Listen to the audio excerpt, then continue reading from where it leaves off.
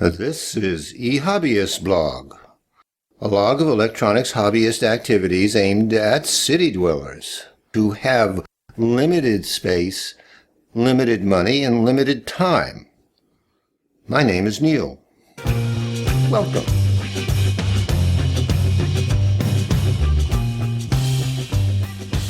During this video, we will start work on the printed circuit boards for the positive power supplies. The circuit diagram here is at a borderline. It's not too complex for a perf board, but it's complex enough to consider producing a printed circuit board. The deciding factor here is I need two of these. PCB it is. One could use CAD programs to assist in developing a PCB layout. However, I haven't found one that I can stand. I haven't found an electronics CAD program that had a decent interface. All of them that I've tried, and I've tried about a half a dozen of them, tend to be cumbersome. The automatic routing of traces is weird, in some cases silly.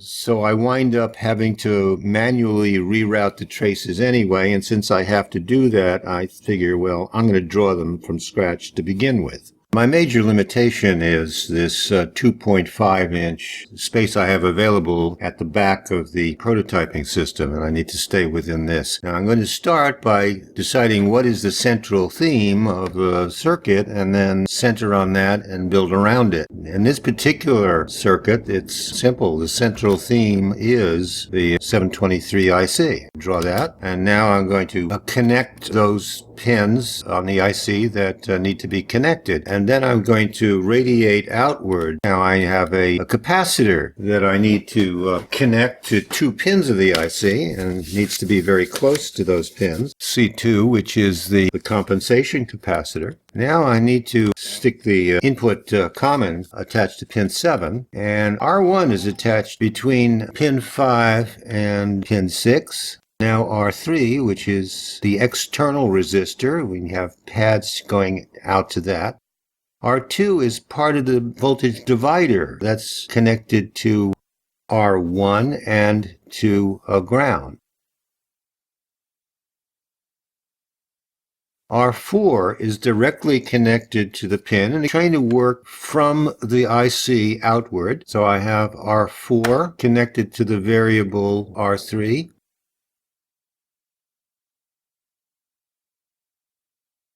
Setting up R5. R5 is one of the voltage divider resistors. Now continuing clockwise around here using just passive components. R8s are the shunt resistors.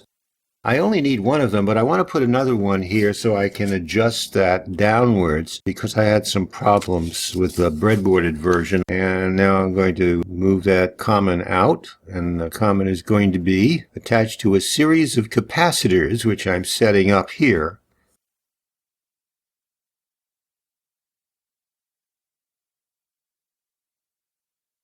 C4, the 100 microfarad, and the 1 microfarad C5 and C6, 0.001. R9 is used to provide current to the external zener. And we have a diode now going from the positive input to V plus of the IC. R7 is used as an input to 2905.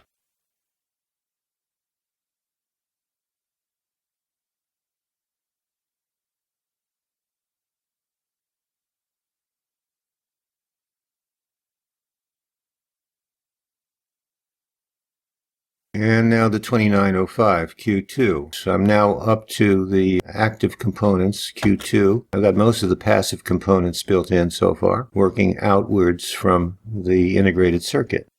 Now here's Q3, the switching transistor used to do current limiting, and D4, what I'm using to ensure that I can't reverse polarities on the input and output.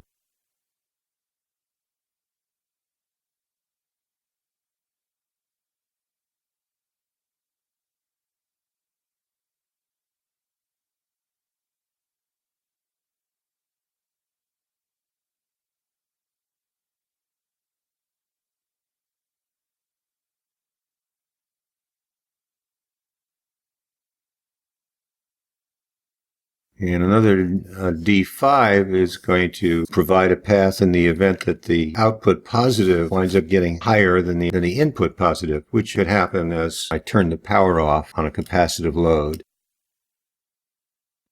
And there are all kinds of stuff that one could do here. This is a prototyping system. Yeah, you can connect this thing wrong, make a mistake, connect the negative of some other power supply to the positive of this one and see what happens. Well, what's not going to happen is this supply is not going to roast. We want to protect it, at least to the point where its fuses blow. Now we have the output capacitors across the output line.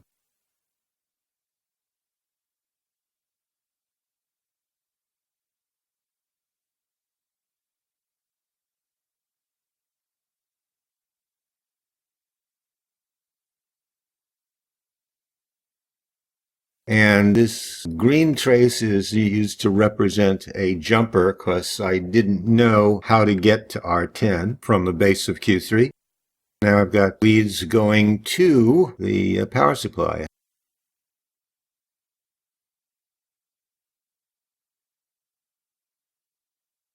I've got another jumper here going from the collector of Q2 to the base of Q1 and driving it. And here's Q1, and now I've got effectively a completed circuit.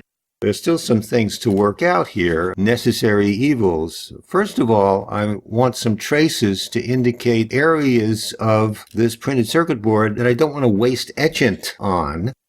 I'm going to fill these in with liquid resist.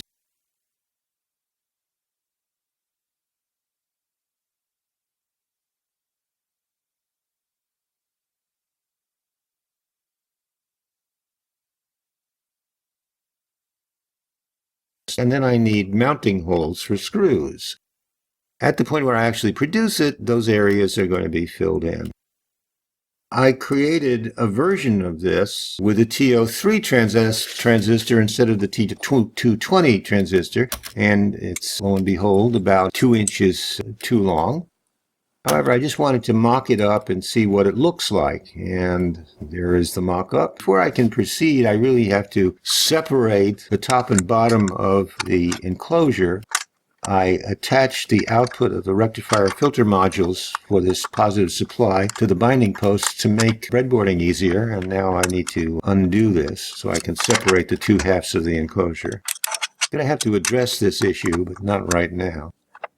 I'll more easily separate the two halves of the enclosure in the future. Let's get these prong terminals out.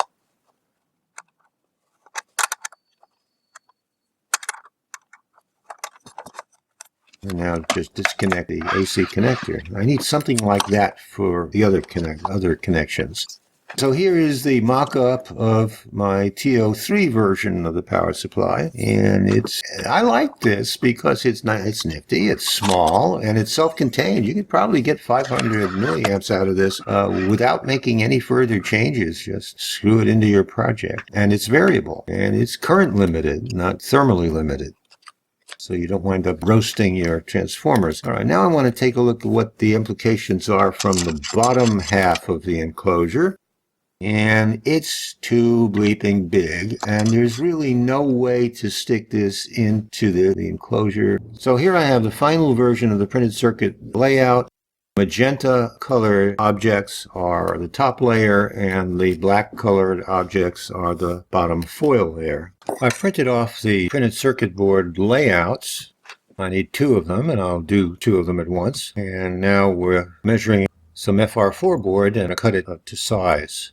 Get a scribing tool and make some marks between the 2 boards and at the end of both of the boards. And let me square this up, scribe some lines, 2.5 by 2.3.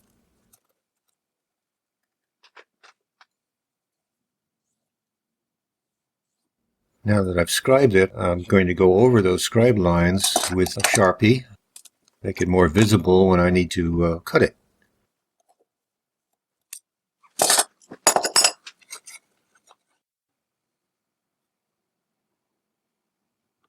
And I need to clamp this FR4 board down before sawing.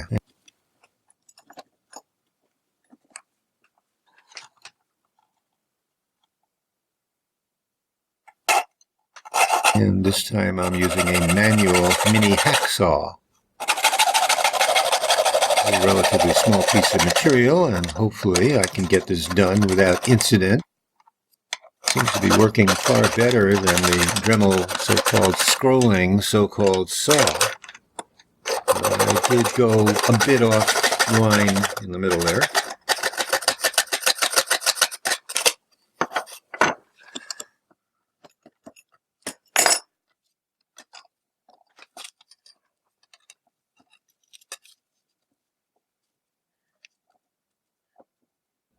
Now the short end.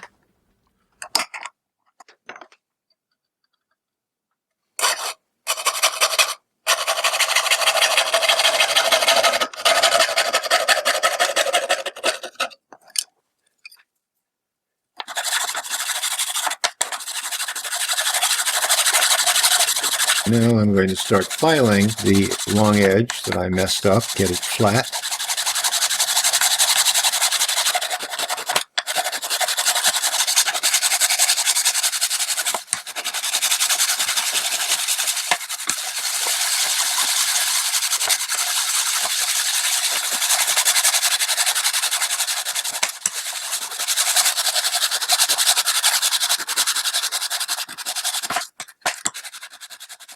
It's a long time. I'm using my standard techniques trying to speed things up.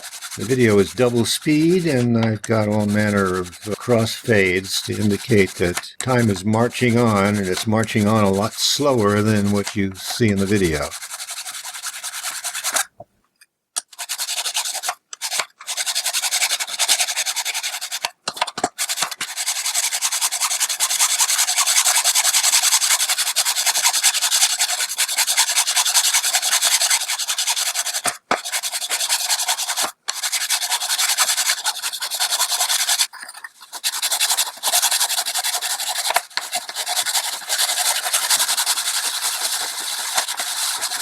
Come on, speed it up. Let's go. This is boring. If you think it's boring watching it, you should have seen how boring it is doing it.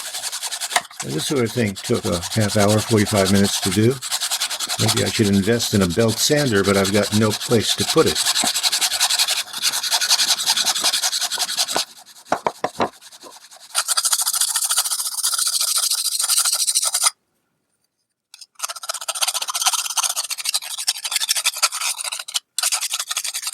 The FR4 board is fiberglass epoxy, and it's harder than the FR2 phenolic paper. So although it doesn't clog the file as much, it is harder and more difficult to file down.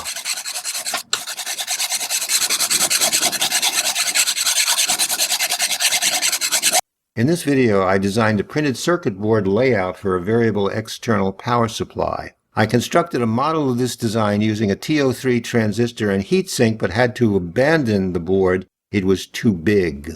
Returning to the printed circuit board design using a TO220 version of the 2N3055 transistor, I cut and shaped a single-sided FR4 board to size. In the next video, we will continue fabricating the external positive power supply. If you like this video and the idea of the channel, click on the YouTube thumbs up icon. If you want to be notified as to when the next video is available, click on the YouTube subscribe button.